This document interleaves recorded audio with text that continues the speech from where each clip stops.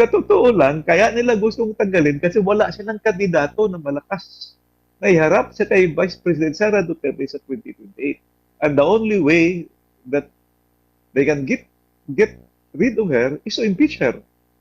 And, nako, hindi naman tayo, we were not born yesterday. Alam natin yung puros politika yan.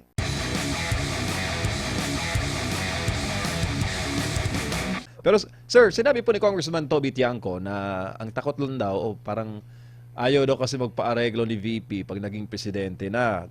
Tsaka mananagot yung mga involved sa korupsyon sa flood control. Mayroon pang issue ng mga maleta delivery scheme. Knowing personally the Vice President, sir, anong masasabi mo doon sa naging remarks ni Congressman Toby Tiangco? Actually, kilala natin si Vice President Sara Duterte. Naiintindihan niyang politiko, atras abante, sometimes the judgment or the decision change. Pero sinabi na ito na ang tatandaan niya yung may mga kasalanan sa bayan, yung may mga kasalanan na ginawa sa bansa. Ang ibig sabihin niyan, yung nangungurakot, babalikan talaga niya yan. So takot sila. Tama yung sinabi ni Congressman Toby na takot sila kasi 1 million plus percent na hindi nila kaya i-negotiate si Vice President Sara Duterte. So ngayon pa lang gusto na nilang i-impeach o gusto na nilang tanggalin. Well, I agree with him. Totoo yan. Sa totoo lang, kaya nila gustong tanggalin kasi wala silang kandidato na malakas na iharap sa kay Vice President Sara Duterte sa 2028. And the only way that they can get rid of her is to impeach her. And, nako, hindi naman tayo, we were not born yesterday. Alam natin yung puros politika yan. Yung investigation na yan, alam naman natin politika yan. Ang liit-liit ng amount at saka wala yung confidential fund, confidential expenses from the start. Tumayo nga ako noon sa plenary, di-defend ko yan.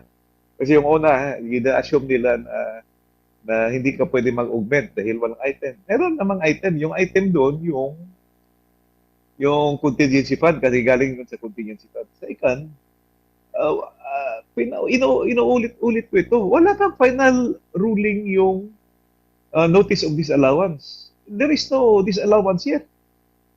They jumped the gun. Inunahan yung COA. Trabaho ng COA yun. Audit. Trabaho din ng COA na magbigay ng final notice of disallowance.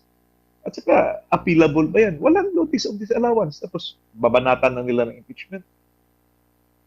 Opo. Madriaga. Who is this guy? Kidnapper? Nako,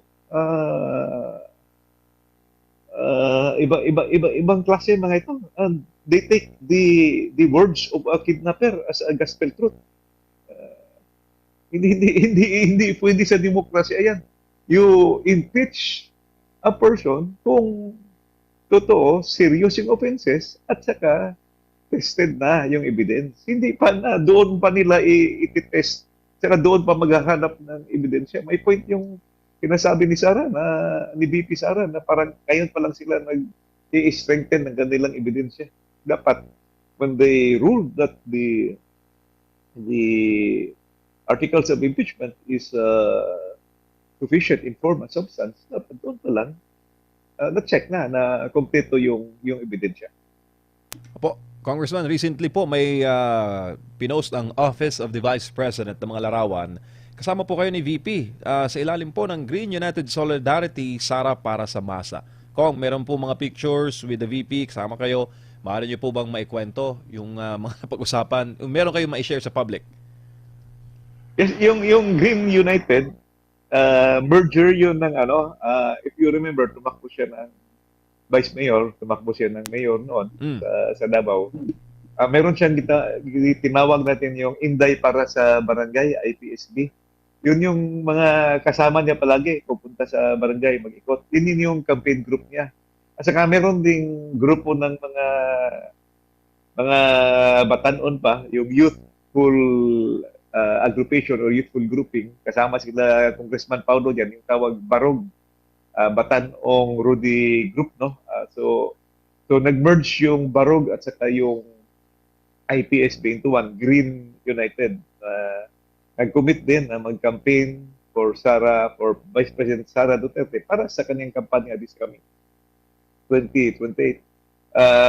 medyo ako ang pinakamatanda doon. Ako lang ang senior citizen. They got me as the advisor at saka chairman doon sa grupo. So kaya nandun kami noon nung nagkasama kami sa Grand Mensin yun noong March 11, and after that pumunta kami sa MAS, nag-attend kami ng misa yung para sa misa para sa anniversary nung pagdala kay former President Duterte doon sa Dahig. March 11 yun sa last year. So March 11, may mass doon. Nandun din kami, nag-attend kami ng misa. Opo, kung maiba lang ako ng konti. Sir, sa inyo po bilang kinatawan ng Davao City 3rd District, kayo po ba ay kampante or approve ba sa inyo yung resulta ng mga ginawang investigasyon ng ICI, sir? Well, unang-una yung proseso sa pagdala doon, extraordinary rendition. In other words, kung sa salitang atin-atin lang, kidnapping yun eh. Ang dami naman nating kilala na merong notice or warrant of arrest sa Interpol. Ipipresentar mo talaga yan sa korte. That should be presented to the court. Hindi mo pwedeng direkta dalhin doon. Second, if you will notice, grabe yung drama nila. 20,000, 15,000 yung namatay. But it turned out, kukunti lang. Wala pang, ilan lang yun. Wala pa yata 100. Kung abuabot ng 100. More or less, pareho lang doon sa namatay doon sa Abatuan case eh. So dito na lang sa Pilipinas mo i-hearing yan. Bakit pa kailangan doon? And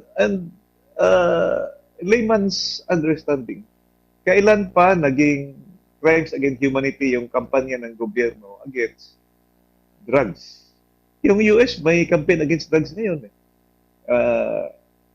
Hindi nila i-question yun. Itong campaign against drugs is a police campaign of the state. No? So, makikita natin na bias talaga yung pagdala doon at saka yung mga mga accusations against the former president. And I believe maganda naman yung pag-rebut or pag-defend nung hearing. Narinig natin si Attorney Kaufman. Maganda naman yung pag-defend niya kay former President Duterte. Biro nga ng netizens, dapat daw si Attorney Kaufman ang VP ni VP Sara pag tumakbong presidente sa 2028. Pero Kasi sir, kailangan natin siya doon. oo nga eh. Pero kidding aside, sir, ang Duterte Block, meron po kayong inihaing petisyon laban po sa resulta ng mga investigasyon sa flood control. Maaari niyo po bang maikwento, sir, ang narrative po ng inyo pong House Resolution na inyo pong i-final? Yes, nag-file kami nung Lunes nung resolution kasi nga nabalita na i-wind up na yung Independent Commission on Infrastructure, which was primarily created na para investigate yung flood control scandal o flood control scam. No? We want to get a copy of those investigations. We want to go get a copy of those recommendations. Kasi natapos na nga, we want to know as a co-equal branch of government. We heard na nagsubmit ng report sa Executive Department o nag-submit ng report sa Ombudsman. We want to have a copy. Gusto din namin mabasa sa co-equal branch of government. Second, actually, hindi pa natapos yung investigations eh. Hanggang ngayon, ilang na? 6 na buwan na? Wala pa rin nakulong na big fish.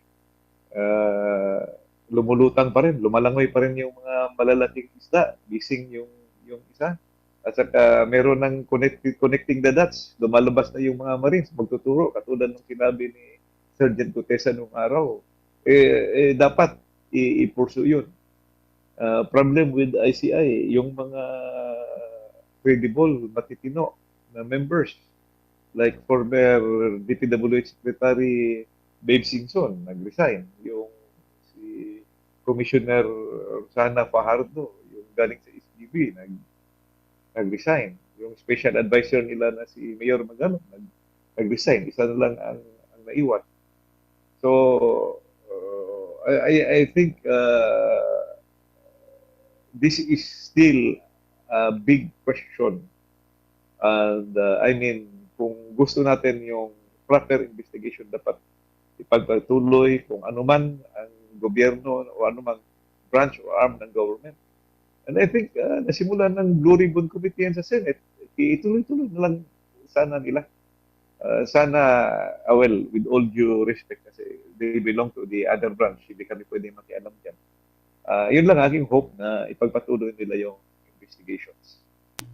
Opo, Kong, last two topics na lang po. Sir, bilang dating chairman ng APRO, no, meron po ba kayo nakikitang budgetary or congressional solutions para po maibsan naman itong epekto ng oil price increase sa bansa? Maalala natin, nung panahon ng dating Pangulong Digong, nung panahon ng COVID, may mga special po na mga batas at mga hakbang na ginawa po kasama ang Kongreso para po maibsan yung epekto ng pandemya sa araw-araw po na buhay ng mga masang Pilipino. First and foremost, decisiveness of the executive department. Kailangan magdesisyon, kailangan lead, kailangan you manage. Kita naman natin ng panahon ni former President Duterte, may command siya eh. May command, saka siya mismo yung nagbibigay ng instructions. Next, yung question about sa appropriations. I agree with the submission ng House of Representatives at Senate na in the meantime, bawasan muna natin o tanggalin muna natin yung excise tax para at least makatulong mabawasan yung presyo ng langis. Isin na lang muna, no? Akala ko nga may pinamadali nila yon kasi certified as urgent. Dapat bilisan yon at implement na kaagad. Makatulong yon, mabawasan yung presyo ng langis. Next is, well, marami namang pwede. No? Marami namang pwede adjust yung time ng mga time ng mga pagpasok sa paaralan at pagpasok sa trabaho. Maraming pwedeng gawin at saka yung mga trabaho na pwede namang gawin online or gawin sa bahay, work from home, why not? So, at saka constant consultations with the people. Kasi alam natin yung mga tao ngayon medyo diskontento na. They can really feel the pinch. They can really feel the squeezing of their budget. Umakyat na yung mga gastusin araw-araw. Napansin ko nga, galing ako sa Davao last week eh. Hindi pa masyado doon sa probinsya, Davao, Bukidnon area, hindi pa masyadong ma-feel yung crisis sa pag-akyat ng mga presyo, ng bilihin, pagkain. As compared dito sa Manila, maririnig ko yung mga reklamo ng mga tao. At least doon, medyo marami pang gulay eh. Marami pang may mga farm areas, may mahingihan ka pa ng gulay, may mga prutas pa na available na murang-mura. As compared dito na bawat kilo sa Metro Manila magastos. Parang dito ang tingin ko nafe-feel talaga yung umaakyat yung presyo. Pero itong sitwasyon na ito, pagtatagal yung gera sa Middle East, walang magaling dito. Apektado yung buong bayan, rich or poor, whatever is the status in life, apektado ito lahat. Ang problema, aakyat yung gasolin na ang problema kung may constant supply na darating dito sa Asia or sa Southeast Asia. Kong, baka meron kayong apela sa mga kasama nyo sa 28th Congress? At ano pong mensahe ninyo sa taong bayan, Kong? Well, pag-isipan natin ng mabuti itong impeachment na to kasi it will not bring good to our people. It will not bring accountability. This is a political persecution. Yun talaga yung nakikita ko. They want to eliminate a very strong candidate for 2028. They want to eliminate somebody who was able to obtain the highest number of votes in the 2022 elections. They want to eliminate somebody who has the highest trust and approval ratings among the government officials. Wake up. This is not accountability. This is political persecution. This will not bring good to our country. If you want to bring good to our country, unify the country. Huwag yung i-polarize yung bayan because yung ating bayan kailangan ng unification, kailangan ng tulong, kailangan na ng tumayo tayo ng ating sariling huwag tayong uto-uto at pabudol-budol. I think yun yung sinasabi ko. In summary, political persecution talaga ito. MJ. Apo, sir, huli na lang, mensahe po ninyo sa taong bayan at lalo na sa mga kababayan natin Visayas at Mindanao na patuloy na nakatutok no sa issue na ito kay Vice President Sara Duterte at sa mga ano rin Kong, masasabi mo doon sa mga bashers ng BICE. Maraming salamat sa ating mga nakikinig at nanonood. I thank you for your continuing support to the Republic of the Philippines, most especially to our Vice President of the Republic. SMNI, continue your job strengthening the liberty, strengthening the freedom, strengthening democracy in our land.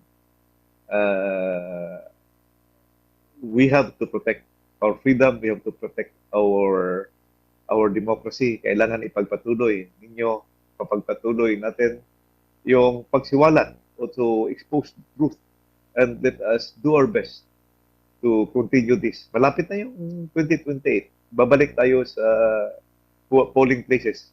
Boboto tayo ulit. And I hope huwag na tayong magkamali this time.